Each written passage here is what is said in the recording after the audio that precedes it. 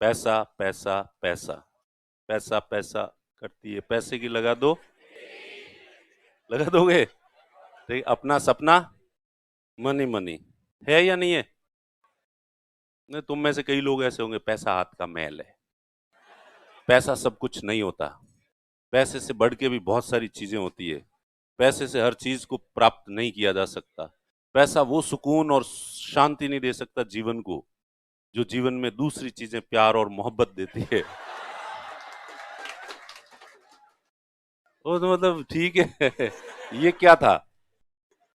हाँ, अभी कुछ लोगों को ऐसा ही लग रहा होगा, थोड़े दिन बाद में उनको अकल आ जाएगी कि अंतिम सत्य पैसा ही है, और ईश्वर ने कलयुग में पैसे के रूप में अवतार लिया है।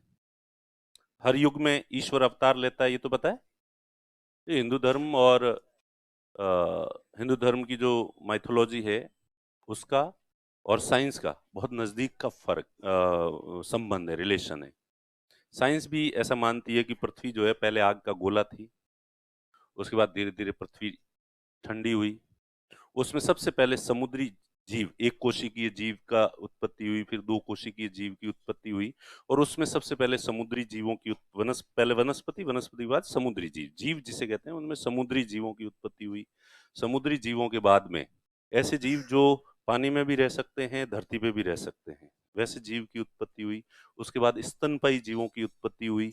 उसके बाद आधा मनुष्य और आधा जानवर, जानवरों में भी आधा मनुष्य और आधे जानवर की उत्पत्ति हुई। उसके बाद पूर्ण मनुष्य की उत्पत्ति हुई, और मनुष्य पहले की तुलना में मनुष्य की हाइट जो है वो बहुत ज्यादा थी, और डे बाई डे मनुष्य की हाइट और उसके बाल कम होते जा रहे हैं। ऐसा ही है? बायोलॉजी के स्टूडेंट कौन है?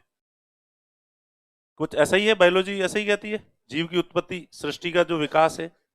तो आप विष्णु पुराण, मत्स्य पुराण में विष्णु के 10 अवतार पढ़ोगे तो उसमें हर युग में ईश्वर अलग अलग रूप में अवतार लेता है। तो जब जिस समय केवल समुद्री जीव थे तो विष्णु का सबसे पहला अवतार मत्स्य अवतार माना जाता है, मछली के रूप में अवतार लिया था। क्यों? क्योंकि उस समय समुद्री जीव ही थे, तो समुद्री जीवों के जो युग था उस समय भी ईश्वर ने अवतार लिया था। उसके बाद दूसरा जो अवतार विष्णु का माना जाता है वो कच्छप अवतार माना जाता है, कछुआ, जो पानी में भी रहता है, धरती में भी रहता है। तीसरा विष्णु का अवतार माना वराह, ठीक है, सुअर, ठीक है, तो वराह के रूप में वराह अवतार माना जाता है जो स्तनपायी जीव है, ठीक है? और चौथा जो अवतार है नरसिंह अवतार, जो आधा शेर और आधा, तो यानी पुरुष और जानवर। उसके बाद अब बायोलॉजी में और जो माइथोलॉजी है इसमें थोड़ा डिफरेंस है। बायोलॉजी कहती है कि पहले मनुष्य की हाइट ज्यादा होती थी और अब मनुष्य की हाइट कम होती जा रही, लेकिन वामन अवतार। माइथोलॉजी कहती है कि पहले मनुष्य जो है वो बौना होता था, तो उस समय वामन अवतार के रूप में विष्णु ने जो है जन्म लिया था। तो भाग्य वाला तो है ये, तो ये यहाँ तक, और हो सकता है कि कल को साइंस हमेशा से बदलती आई है, साइंस स्थिर नहीं रहती, ठीक है। रद आपने परमाणु के सिद्धांत पढ़े होंगे, रदरफोर्ड ने कुछ और कहा था, नील्स बोर ने फिर कुछ और कहा था, फिर N+N का नियम जो है वो कुछ और कहा था, और वर्तमान में अभी तक परमाणु की संरचना से संबंधित जो थ्योरीज है वो समय समय पे क्या होती जा रही है। तो हो सकता है कि कल बायोलॉजी भी, साइंस भी ये कह दे कि पहले मनुष्य की हाइट ज्यादा नहीं होती थी बल्कि कम होती थी। ओके, तो वर्तमान में ईश्वर ने जो अवतार लिया है पैसे के रूप में लिया है। ओके, इसलिए जितना ज्यादा पैसा आपके पास है इसका मतलब उतना ही ईश्वर आपके साथ है। आपके पास पैसा नहीं है मतलब ईश्वर आप पे मेहरबान नहीं है। इसलिए आप पैसा नहीं कमा रहे हो, ईश्वर को कमा रहे हो, ईश्वर ईश्वर को अर्जित कर रहे हैं। इसलिए पैसे को पॉजिटिव, और वैसे फिलॉसफी में पैसे, ईश्वर की डेफिनेशन क्या है? जो सृष्टि, जिससे सृष्टि का विकास होता है, जो सृष्टि का विकास करता है और जो सृष्टि को चलाता है। तो आज दुनिया को कौन चला रहा है? यहां मैं खड़ा होकर क्यों बोल रहा हूं? तुम लोग क्यों पढ़ रहे हो? ताकि तुम्हें भी भविष्य में जाके पैसे कमाने। यहां से ही पर्दा हटा के देखो, ये सारी दुनिया भाग रही है। सभी लोग किस लिए भाग रहे हैं?